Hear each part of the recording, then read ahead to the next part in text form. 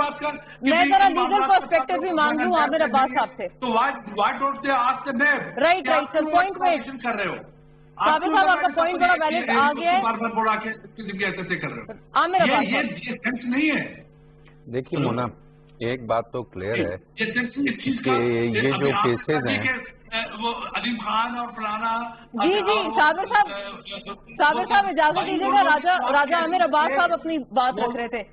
जी राजा आमिर अब्बास साहब से भी जरा सुन लेते हैं, वो लीगल पर्सपेक्टिव पे वो क्या कहते हैं, जैसे आपने भी जो अब उठाए हैं। जी राजा साहब। एक बात तो क्लियर है कि ये वो केसेस हैं कि जो पिछली गवर्नमेंट थी, जब चौधरी निसार इंटीरियर मिनिस्टर थे, ये उस वक्त इन्वेस्टिगेशंस और इंक्वायरीज और ये तमाम शुरू हुई, और उसके बाद किसी न किसी तरीके से नैब में क्या होता है कि जब शुरू कर देते हैं तो फिर वो उसको फाइलों को अलमारियों में रख देते हैं, और फिर वो देखते हैं कि कौन सा वक्त होगा कि हमने दोबारा इन फाइलों को, ये चीज़ ना सिर्फ कि अब पॉलिटिकल पार्टीज महसूस कर रही हैं, even supreme court of Pakistan ने ऑब्जर्व किया है कि नैब जिस तरीके कार से वो अमल दरामद करता है केसेस पे, ऑल्दो केसेस की ऑथेंटिसिटी या जो करप्शन का एलिमेंट है वो अल्टीमेटली तो अदालतों ने ही फैसला करना है कि इसमें कितनी करप्शन हुई है।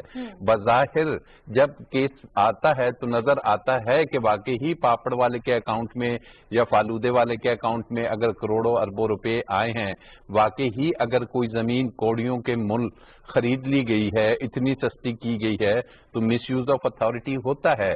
और नैब का कानून इसमें बड़ा क्लियर है, लेकिन अनफॉर्चुनेटली नैब के कानून और नैब के अदारे में बहुत फर्क है। नैब का अदारा जो सा है वो डिलीवर नहीं कर पा रहा, वो किसी भी अंदाज में, ये बात किसी हद तक दुरुस्त है। यही जरदारी साहब के पहले भी तो केसेस थे, 11 साल चले उनके केसेस, लेकिन अल्टीमेटली नैब की तरफ से जो परफॉर्मेंस आई या जो अदालतों में फोटो कॉपीज जमा कराई गई, ओरिजिनल डॉक्यूमेंट्स मौजूद नहीं थे, तो ऐसी सूरत हाल में अब अदालतें भी मजबूर होगी कि वो फोटो कॉपीज पे किस तरीके से रिलाई करें।